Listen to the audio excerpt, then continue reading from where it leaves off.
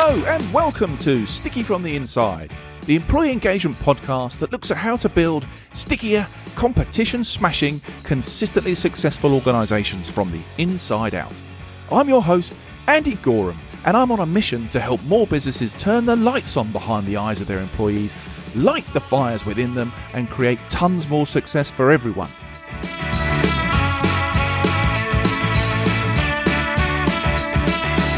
This podcast is for all those who believe that's something worth going after and would like a little help and guidance in achieving that. Each episode, we dive into the topics that can help create what I call stickier businesses. The sort of businesses where people thrive and love to work, and where more customers stay with you and recommend you to others because they love what you do and why you do it. So, if you want to take the tricky out of being sticky, listen on. Okay, if we're lucky enough, we can recall what it feels like to work at a truly great place, where everybody there gets what they're there to do, knows exactly how they contribute to the overall success of the business, and it just feels like everyone is pulling in the same direction. It can feel amazing. And nowadays there are awards for the best places to work, from established places like the Sunday Times Best Companies to Work For, and other awards like Glassdoor's Top 50 Best Places to Work in the UK. And also you can get certification for this kind of stuff from places like Great Place to Work. But what does it practically take to get on such a list? And what are the benefits of achieving such status for the people within it, the business and the employer brand? Well, today I'm joined by Caroline Cuthbertson from Sky Betting and Gaming, a company who recently made it onto that Glassdoor list as one of the best places to work in the UK. Caroline looks after the marketing strategy for their employer brand and uses market research to influence the ways in which to position Sky Betting and Gaming as a great place to work and authentically inspire talent to work there. And she also uses all the feedback from employees to help guide decision-making going forwards. So Caroline is very well placed to help us with today's questions. So without further more ado from me, hi Caroline, how are you doing? Hi, yeah, I'm great, thank you. Really pleased to be on my first podcast. Thank you for having me. Your first podcast, how very exciting. And that you chose Sticky from the Inside for that. That's great, brilliant. So Caroline, we met on a live webinar recently. We were talking about things like employee voice. Fantastic.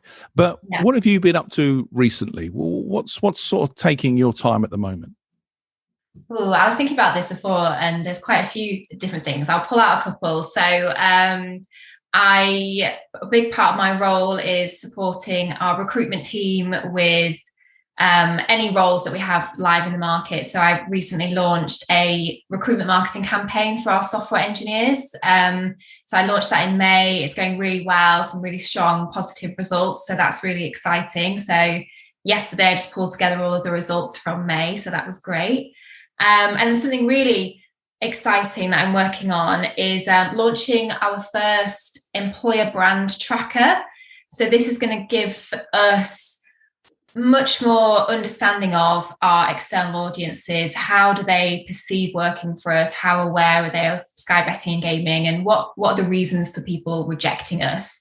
And we'll be able to track this on a much regular basis. So every sort of 6 months, and we'll be much more KPI driven, thinking about how are we shifting the dial? How are we improving our awareness or whatever it is that I've identified as areas that we want to improve. So that's going to be a really big milestone for our employer brand externally to launch that. And I'm really proud that I'm doing that with our in-house market research team. So yeah, that's super exciting. So I've been working on that at the moment. It sounds like you're really sort of upping the stakes, if you like, without wanting to use a gambling pun, in dealing with that employer brand, right? Taking it really seriously. Yeah, it's all about getting feedback from, we're a business that just love to receive feedback, whether that's externally. We want to understand how people feel about working for us.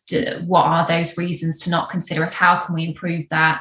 And obviously internally, we're very focused on how do we make sure that we build a great place to work. So yeah, research is at the foundation of every bit of strategy for me. Well, you're in a good place to start talking about what makes a really great place to work. We like nothing more than to talk about this topic on this podcast. And listen, let's be honest, it's doubly interesting, I think, with the company that you work for. Now, in my past, I worked for a gambling business for a long time. I didn't ever wake up one day and go, you know what, I really need to work in gambling. It just kind of happened. And when you work for a company like that, it comes with a lot of uneducated stigma, I think. People have impressions about what gambling companies are like. So to have with me today somebody who looks after the employer brand of a gambling company that's just made it onto one of the UK's best places to work list, I think is a great, great thing for us to sort of talk through, because there's extra things you probably have to deal with your employer brand in that context, right? Yeah, definitely. That's maybe, I mean, I always feel proud to work here, but I generally am extremely proud to be a part of a business that we do have challenges. It makes my role really exciting. So yeah, it comes with its challenges, but that's what we all want, isn't it? We want a challenge. We want to see that we can make a difference. So yeah, there's lots of great things that come along with being part of our industry and things that we need to change. And that's great to be a part of that change. So yeah. That's a great attitude. And I love the word or the words that you're proud to work in, because that's a great signal that you really do work for a great place. Yeah. If people are openly saying, yeah, I'm really, really proud to work here, that's a pretty good signal, right? That's a good place to start. So yeah. This topic we're talking about today, let's start with this award. Tell us about that. You've just recently kind of achieved this status. What is it? What does it mean? How did it happen? Tell us the story. Yeah, so yes, Glassdoor top 50 best places to work. So we ended up getting on this award. It's through advocacy, isn't it? It's all about having our people really give insights into what it's like to work at Sky Betting and Gaming. And we've not paid to be a part of this award. And I think that, in my eyes, makes this award even more special, because it is literally down to our people sharing what it's like to work here. And there's various different measures and ways that Glassdoor will analyze all the companies and the reviews, but ultimately it's all about the quantity of the reviews that you have, the quality. So in terms of quality, it's the reviews need to be vivid. They need to explain and give insights about what's great about working there, but also things that maybe aren't so great, because we're not absolutely perfect. There's always going to be people will have experiences that aren't brilliant. So having that quality that will give somebody a real insight is important. And then the consistency, which I think is really a really critical point. It's not just something that you can just send an email out to the whole business, say, send your reviews in. We just want you to give us your reviews, because that just feels completely forced, and that's not how you get on the list. It's about consistently finding those ways to prompt people to leave a review, not just to DL all the whole business and almost force people to just leave a really great review, because you're just not going to get anywhere.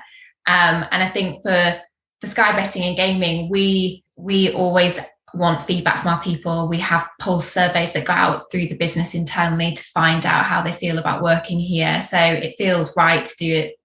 The Glassdoor reward is that, but for an external audience to view that feedback. So yeah, that it felt absolutely amazing when we won the award. And the buzz, I think the biggest thing that I really loved was seeing how proud everybody else was to share the news in the business. Oh, I can imagine that was a great feeling, right? It was great. Yeah, we shared it on our internal channel.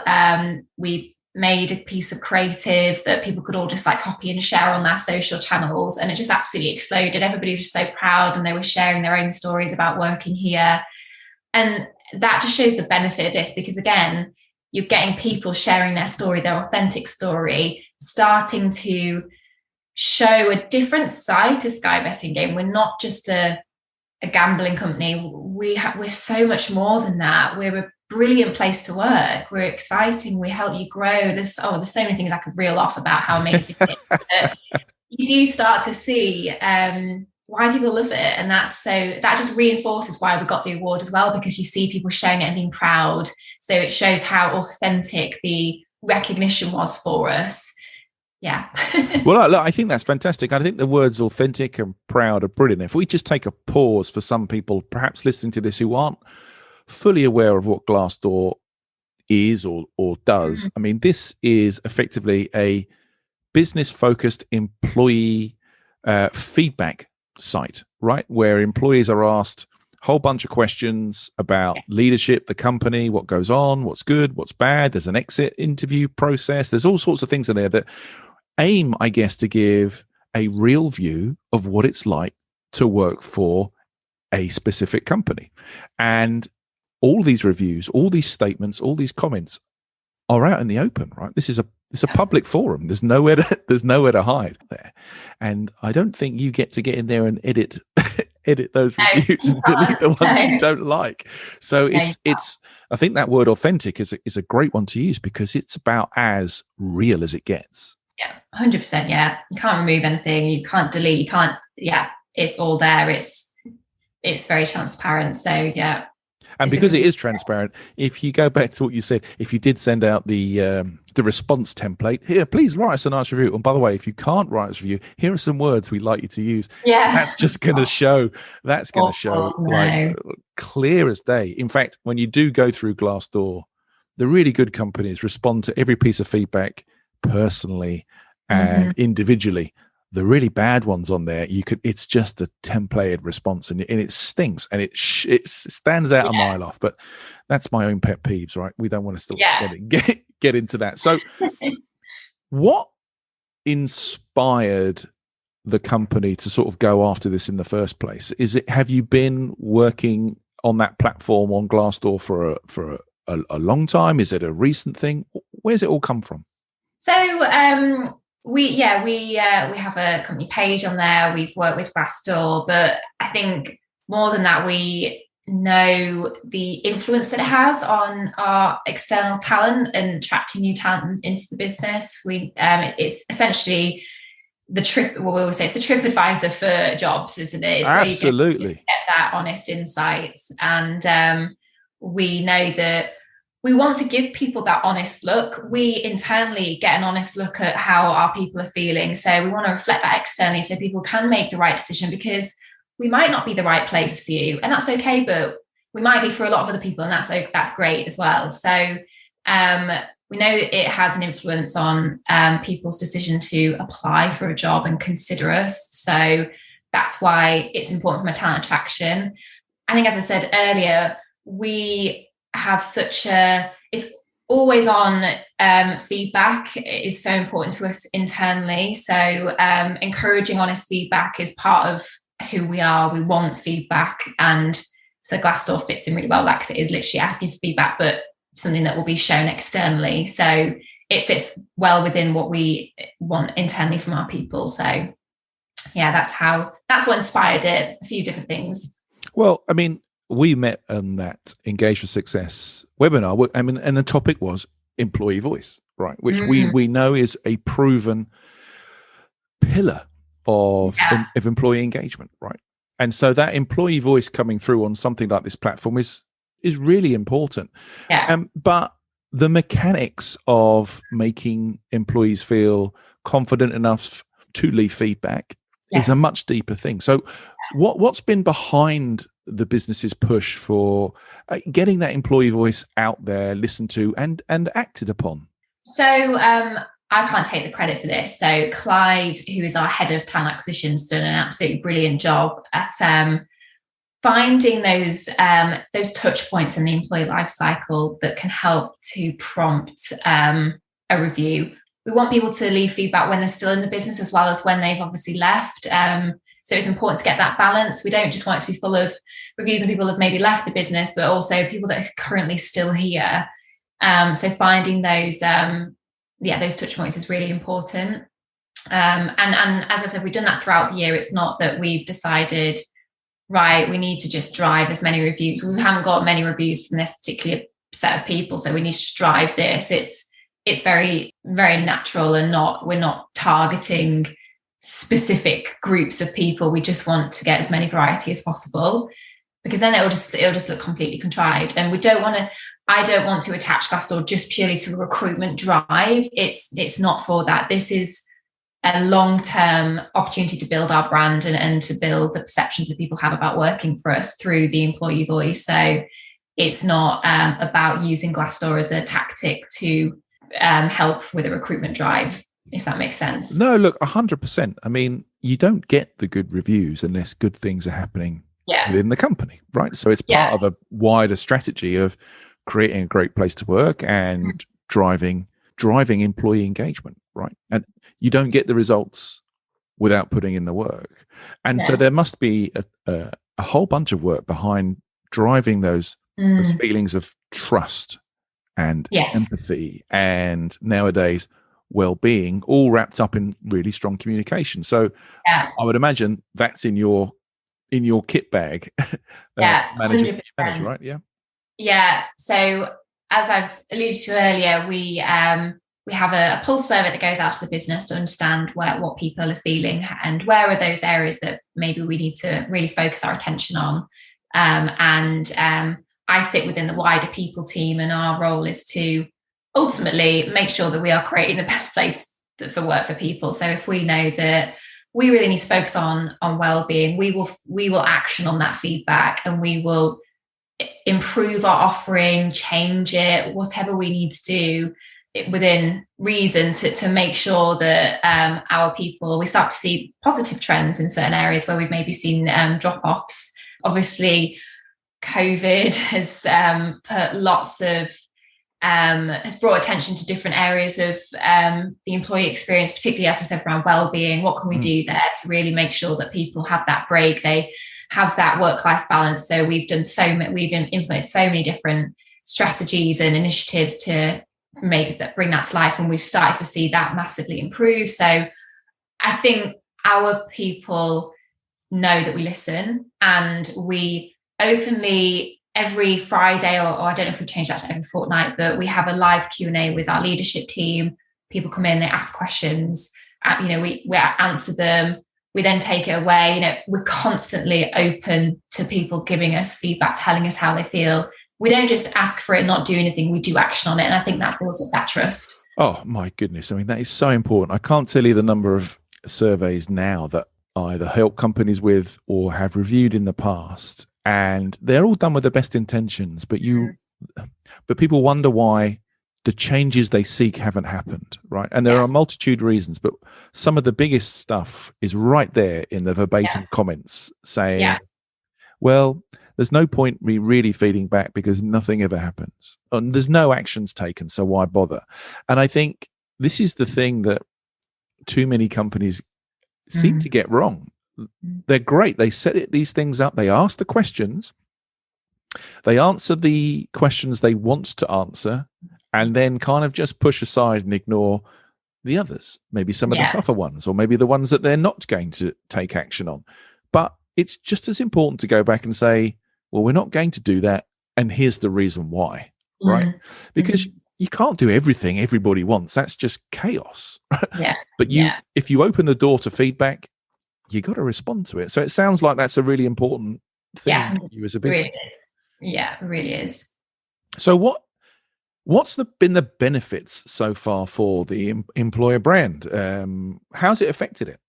I mean, there's lots of different things we can track to see the impact. So things like the impact that it's had on our company page on Glassdoor, more people seeing it, visiting it, interested in it, reading our reviews, has definitely been clear since we've announced the award.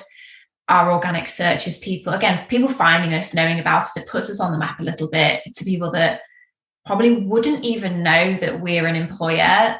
Given the industry that we're in and the people that we attract in terms of talent, they might not even use our products. So they might not know about us at all. And then they suddenly think, oh, I didn't even know about Sky Betting and Gaming before I joined. I had no idea. I sort of had an awareness, but I just never even considered it. But I saw the job and I was like, yeah, absolutely. And that was it. But it puts us on the map and puts us there in front of people that just probably wouldn't even know much about us. And goes back to what we were saying earlier. There's challenges around our industry, and I don't want to dwell on it too much because we are where we are, and we're proud, and we're proud of what we do from a safer gambling standpoint. we know that we do everything we can to keep our customers safe, and we're working hard to continue that. But these awards and the reviews and the employee voice start to show more about who we are as a place to work, and pull out key association great brand associations.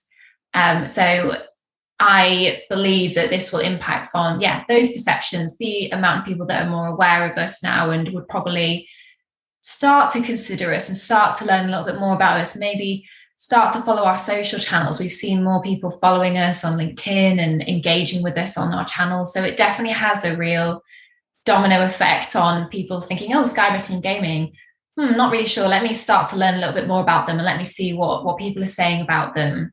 Well, it gives you an opportunity to share the company's values. Yeah. And what you stand for as a business, as opposed to the betting products. Yes, right? Because I think this is the important thing of an employer brand, because what you're trying to do is you're trying to get that match up of employee values and company values. Because if the mindset or values match up, you've got a much better opportunity to have a long, fruitful relationship between employee and company. And so I think businesses that take employer brand seriously, like you guys are doing, are putting themselves in a much better shop window, because people are understanding who they're coming to work for, what they stand for, and they can work out before they turn up whether there's a match. Yeah. So so I would have thought that some of the benefits you guys see would be, I guess, less attrition rate of new employees who come in and go, "Ooh, what's this?" Yes. Yeah. And retention improves, and recruitment costs must go down as a result of this, because you're already saying you're acting like that tractor beam, dragging people towards you because you're telling an interesting story through your employer brand. Yeah, it's definitely, it absolutely has impacted on the people coming in. They think they know what they expect, and then they come in and it is actually what meets their expectations. And we do survey new starters when they come in, see how they feel about working for us, and then have a look at that in 6 months' time. Are they still feeling that?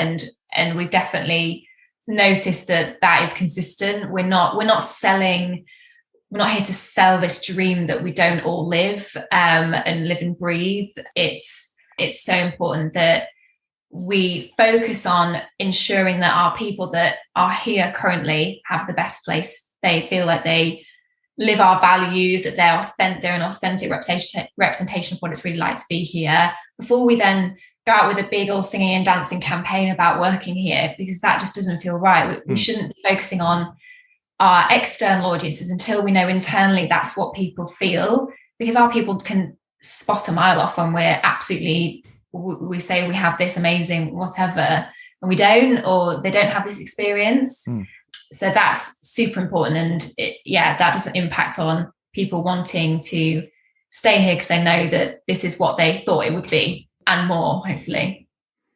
No, I think it's true. I mean, I read a good piece. I wouldn't say I necessarily agreed with everything that it said, but there was a good piece in the Harvard Business Review recently, and it gave like 12 tips of what it takes to become a great place to work. And some of those were material things, which is where I don't fall out with it, but I think it's a bit deeper than some of those things. And what did they say? Well, look, first up, it covers the table stake stuff of paying everybody a living wage, right? Okay, I mean, you've got to have the table stakes. What anybody says about engagement, if you're not getting paid properly for it, you've got a problem. But you've got to make employment more than just the money. Or having said that, another piece in HBR talked about 8 different types of employees, and there are guys that, look, the check is the check is the check, and that's what they work for. They're never going to get more engaged, right?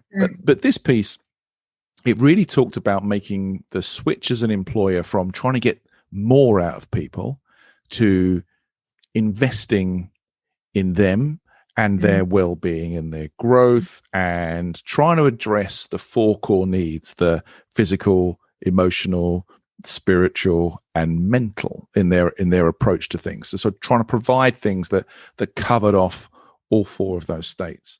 But there's there was things in there like, I mean, you could tell it was an American piece, provide a gym, a well-equipped gym, so people can focus on fitness. Yeah. And that's not entirely practical for everybody, but I get the kind of mindset. Provide healthy food, including in the vending machines. Yep. Great. But again, not entirely practical for everybody. But in general, I agree with the piece, because it's talking about the deeper effects, the things like two-way reviews between employee and supervisor or manager. So as well as you having that conversation about how your performance is and how you're feeling personally, and what you can do to kind of improve and grow, you get the opportunity to feed back to your supervisor on things. Well, perhaps you're not as good at this as you are, or I think that's really, really helping, or if there's some other things that you could help me by doing X, Y, and Z. It's an interesting piece. I'll attach it to the show notes. But from your perspective, and you mentioned COVID, right, and well-being, it's a topic we can't avoid really talking about. What are some of the things that your employees have been saying have challenged them in the last, I don't know, year, 18 months, and how have you guys had to respond to those things? Yeah, well-being, we identified pretty early on. Well, we sort of knew that this was going to be a real challenge, particularly for those employees who maybe live on their own and they're completely cut off now from working life. We very quickly implemented a communication strategy that brought in a lot of the fun, engaging activities that brings to life a bit our culture in the living rooms of everybody. We called it Good Vibes for the Tribe. So we did some really fun online like games and lots of different things. We knew that what is important to our people is still having a voice and still being able to know what's happening in the business, not being so cut away. When we're in the office, we had I was only in the office for 5 months, but I could see immediately the impact of, we had regular pitch presentations, and we could hear what's happening in the trading team, what's happening in gaming and bet, and what's going on. And we know that that's still important to feel connected to what's happening in the business, as well as feeling connected to your colleagues. So we kept running our regular pitch presentations virtually, live Q&As, as I've mentioned, with our leadership team, so that our people could still see our leadership team and feel like they had a voice and they can be heard and be listened to.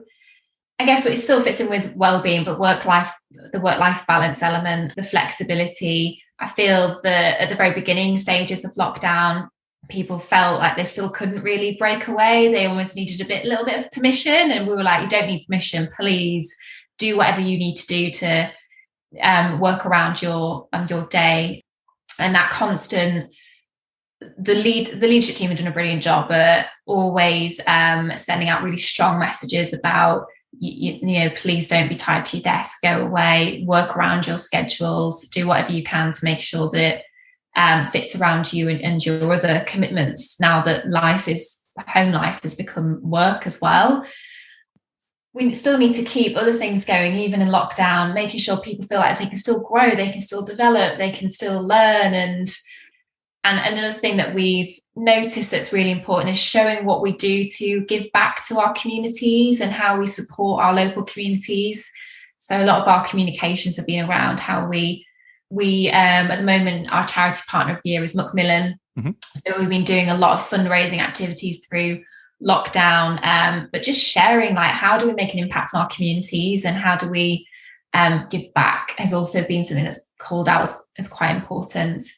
There's probably lots of other things, but yeah. No, I mean, it's amazing because, trying to keep a culture alive during the last 12, 18 months has been such a challenge for so many places. And, there have been as many success stories as there have failures to that account. So it's interesting to hear the sort of range of activities that you've been doing, and the response from the employees to those activities has been positive. Yeah.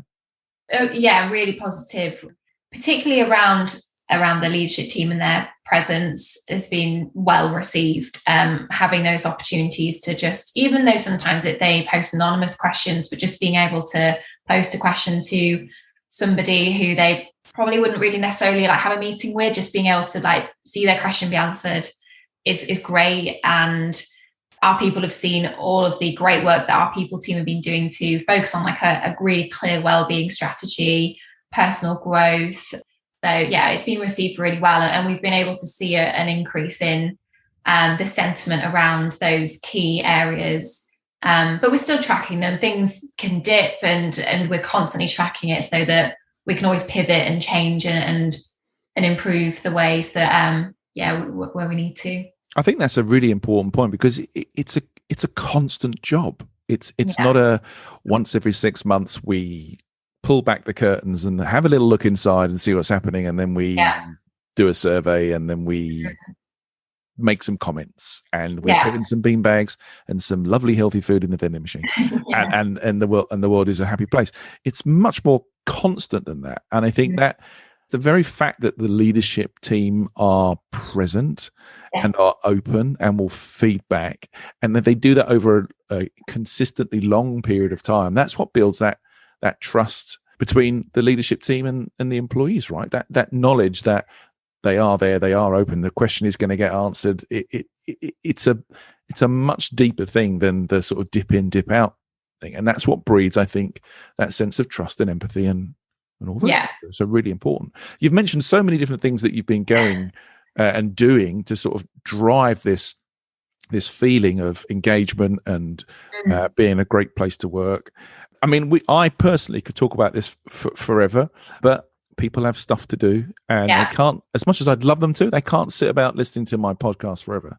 So we got to the part in the show that I like to call sticky notes. And what I'm looking for here, Caroline, is 3 simple takeaways that you could fit on a Post-it note that people can take away from the end of the show and think about how they could improve their employee brand or improve employee voice in their business going forward. So if you were to leave behind 3 sticky notes, what would your sticky notes be? Okay, so one of them would be build your brand from the inside out. Think about improving the experience of your own people before you go out with a singing and dancing recruitment campaign. Bring your people along the journey with you when you're running these campaigns to attract talent.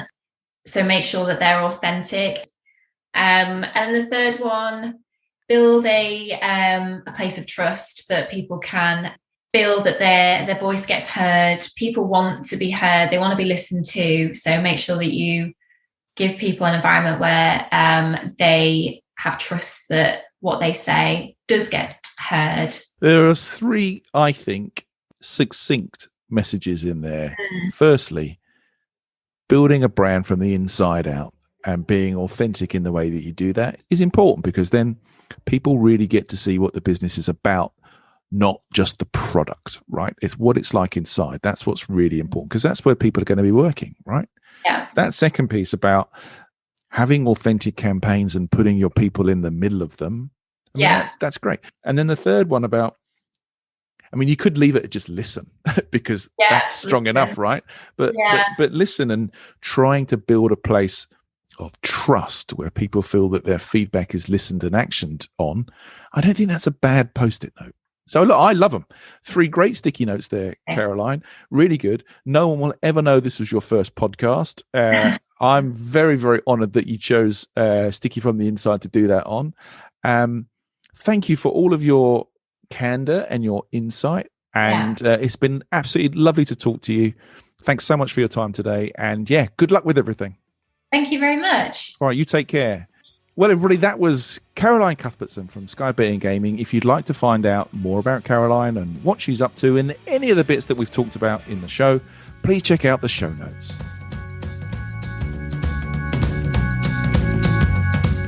So, that concludes today's episode. I hope you've enjoyed it, found it interesting, and heard something maybe that will help you become a stickier, more successful business from the inside going forward. If you have, please like, comment, and subscribe. It really helps. I'm Andy Gorham, and you've been listening to the Sticky from the Inside podcast. Until next time, thanks for listening.